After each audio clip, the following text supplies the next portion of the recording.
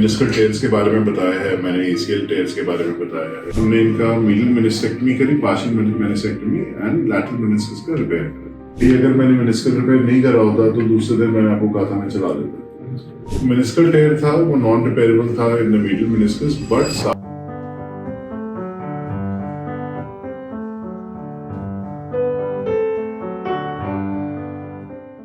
we've been talking about sports injuries. मैंने meniscal tears के बारे में बताया है, मैंने एसीएल टेयर्स के बारे में बताया है, प्लस मैंने बताया था कि क्या क्या प्रोफेशंस होते हैं जिनमें ये टेयर्स ज़्यादा कॉमन होते हैं। आज हमारे साथ अशोक कुमार जी हैं and he is a professional wrestler.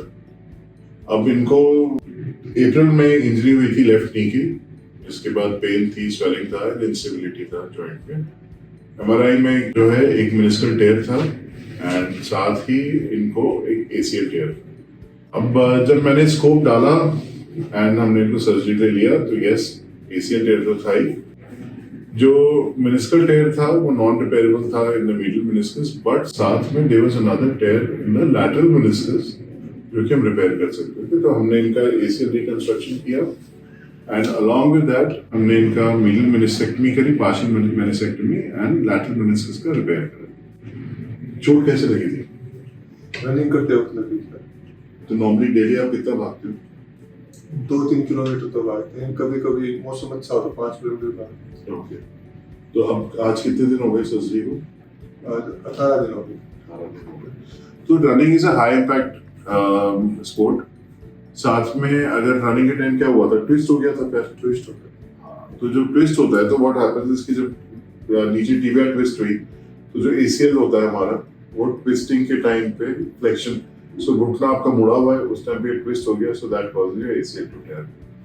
और उसी इम्पैक्ट में आपका जो मेनिस्कस है उसमें भी टेयर आया होगा। और एमआरआई में यस हमको एक ही साइड दिख रहा था, स्कोप डालने में आपको दोनों लैटरल मीडियल दोनों मेनिस्कल टेयर दिख रहा था। अभी पेन कितना है? बिल्कुल नहीं है। तो हमने इनका जो रिकंस्ट्रक्शन करा है, जो ग्राफ्ट यूज किया हमने, सेमीटेंडिनोसिस एंड ग्रेसिलिस, ये हैमस्ट्रिंग मसल्स होती हैं, ये यूज करा है। ये अगर प्रोफेशनली अभी रेसलिंग कर रहे होते, क्योंकि आप रिटायर हुए कितना टाइम हो गया रेसलिंग से? 7-8 साल हो गए। पर अगर ये भी प्रोफेशनली रेसलिंग कर रहे होते तो मेरा ग्राफ्ट ऑप्शन फिर चेंज हो जाता, देन शायद मैं हैमस्ट्रिंग यूज नहीं करता। But yes, for his demand अभी hamstring can be very easily used and he can do all his activity. अभी जो है सर्जरी के बाद प्रिकॉशंस, आज इनके हमने सूचर्स निकाले। प्रिकॉशंस ये हैं कि क्योंकि मैंने मेनिस्कल रिपेयर करा है तो अभी मैंने इनको ब्रेस पे के रखा हुआ है। वेट बेयरिंग आज हमने इनकी शुरू करी है after almost 3 weeks, because we have to give time for the meniscus to heal. यही अगर मैंने मेनिस्कल रिपेयर नहीं करा होता तो दूसरे दिन मैंने आपको कहा था मैं चला देता, पर क्योंकि मेनिस्कल रिपेयर कर रखा है इसलिए मैं दूसरे दिन नहीं चला सकता था। जो हमने वो बांधा है अंदर, we have to wait for all that to heal. Normally आपकी एक्सरसाइज रेजिम क्या रहती है? क्या क्या एक्सरसाइज रोज करते हो? अब तो जी बेड रेस्ट है।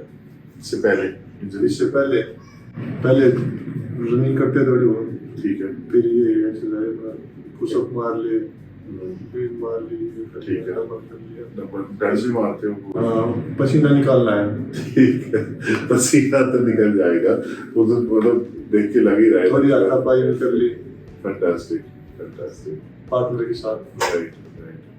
पर वो अभी नहीं करनी रेसलिंग, आप अभी 6 महीने तक नहीं करोगे, क्योंकि अभी क्या है कि हम एक बहुत ट्विस्टिंग फोर्स नहीं चाहते इनके ऊपर।